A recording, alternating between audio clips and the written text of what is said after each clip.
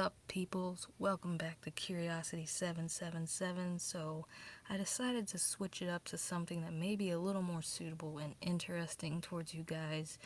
I chose the real killer clown. Like my Amityville videos, they kind of sucked. They were a little boring, so I'm going to be a little more spoofy and add more visuals and good stuff like that. Get in the depths about this guy because he's really messed up. Like, you don't even know. I wish I could just get into detail right now.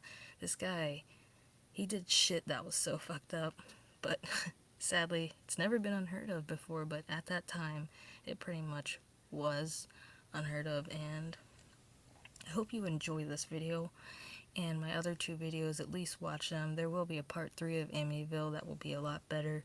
I promise I got everything working right now with my computer, so shit shouldn't get messed up. And I'm gonna try to be more laid back, relaxed, be myself, because you can't be serious all the time. That's just nuts. Alright, everybody, so here we go. The real killer clown, John Wayne Gacy. Ah, yes, there he is. The killer clown. Or is he John Wayne Gacy? No, he's both. So, which would you prefer? The one on the right or the left? Actually, I really hope neither, because that'd be really jacked up. Anyway, this is John Wayne Gacy, born on March 17th, 1942, in Chicago, Illinois. Okay, so this is Lil Jon, and we both know I'm not talking about Lil Jon from the East Side Boys, so don't even say it. But on a serious note, this is John as a child. You can tell in this photo he is really unhappy. He is really unhappy. There's no smile, there's no humor, nothing in this photo. And as a child, he went through a lot of fucked up things. Like, well, first of all, his dad started beating him at a young age with his belt and laying hands on him and stuff like that. He was beginning to be molested by a family friend, but he was too afraid to tell because his dad would just beat him anyway. And he had also suffered from a major heart disease that caused him to gain weight. So there it is again, the weight gain. He'd go to school and get bullied by other kids. So he probably started getting really angry at a young age, and this might have either escalated the problem or actually caused his problem in a lifelong term. But yeah, he did have a really messed up childhood. Like, his dad actually saw his heart failure as being a literal life failure, and he actually beat him for that pretty bad. And his mother tried to intervene and protect John, but then that just made it worse because his siblings and his dad himself actually called John a queer and a sissy, along with a few of his friends. I mean, this poor kid's not getting any support from any which way. I'm pretty sure that probably screwed him up quite a bit. Like, I couldn't even imagine if my parents ever said anything like that to me because of my health conditions. It's pretty messed up. And it's even worse because, they were Catholics, so you think about religion, and why would you act that way if you looked up to the great Lord Jesus Christ? It's pretty messed up, Think about it for a second. In this next photo you're about to see, you can see that he's got a grin on his face. He looks kind of happy at this age.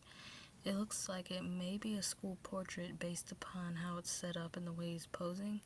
But for real, you guys, like, he was not happy deep down inside.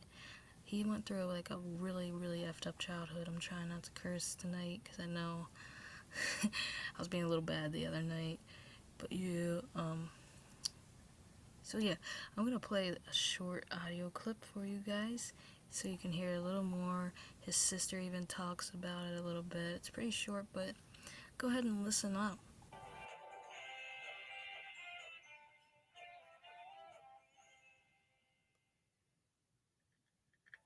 After his shift on the assembly line, Johnny's father would escape to the basement, where he would drink brandy before supper. Marion and the children would wait at the dinner table in fear and silence until he climbed the stairs drunk. If the children misbehaved, he would spank them with a razor strap. We actually learned how to toughen up against it. And John especially, he would not cry. He would not cry. And sometimes I think that made Dad angry. Johnny not only felt alienated at home, he longed to be accepted by his classmates. But a congenital heart condition prevented him from playing with the other kids. Gacy's father expressed no sympathy for his son and saw the heart condition as one more failure. So there you have it. You could hear John Wayne's sister, Karen. She was breaking down the video, you know. She like, I wish you guys could have saw the video, but for copyright purposes, I could not show the actual video. She's pretty upset though, you know, because you even heard her say her dad would get more angry if John didn't cry. And it's sad because, you know, this is just a child. But alcohol, I don't really feel like it's only alcohol. What do you guys feel? I don't feel like alcohol was the only... I don't think that was the only culprit. Maybe drugs somewhere along the line. Maybe he's just a regular abusive parent and the alcohol fueled it more, you know? There's a lot of other things that happened in his life. As a child, he always was questioned about his illness. Illness. He's always questioned about it, like, I don't know, that would probably hurt me if half my friends questioned that I had diabetes. If somebody was sitting there like, oh yeah, you got diabetes, you know you ain't got that diabetes, you just lying. And these are people I would look up to every day, call my friends and family. And that would just suck because, I don't know, I think we've all been there where we felt like we knew somebody, we trusted somebody, but then in the end, they fucked us over, excuse my language again, and they just, it hurts.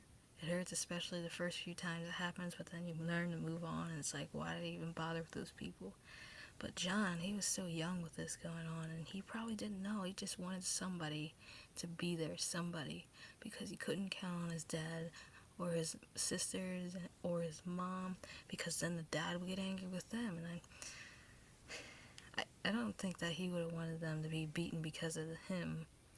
But who knows, because what's coming up in the next few videos that I'm about to make about him growing up and what he actually did. Who knows what he wanted when he was younger, but I do think a lot of his influence on his future was from his childhood. Now, do I think that it turned him gay? No.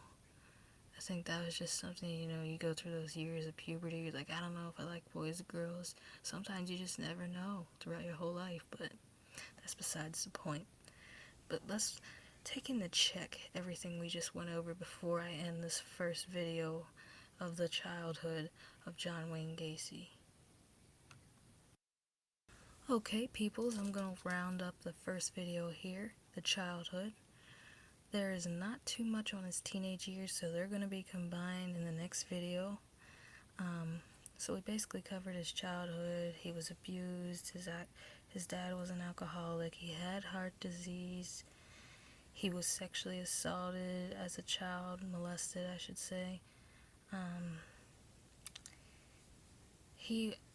One major thing I forgot was he also got whipped pretty bad by his dad because he was caught fondling a little girl with one of his friends. And that is so messed up. It's even more messed up than the guy who was molesting him was the contractor. He would often take him on rides so that nobody could catch him. He was always sick after like the 4th grade and up, had a heart condition, gained weight. Dad basically saw him as a failure. I mean, if that's not a bad enough childhood to start you off on being angry, then I don't know what is.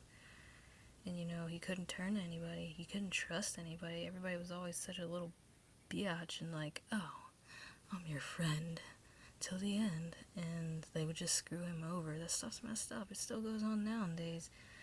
And I'm not even going to talk about what happens nowadays when people do that. But this concludes part 1 of John Wayne Gacy, the real killer clown, also the inspiration of the movie of Stephen King's It. This is the guy who inspired it, but it has a little bit of a different scenario, but he was the reason why that movie was inspired.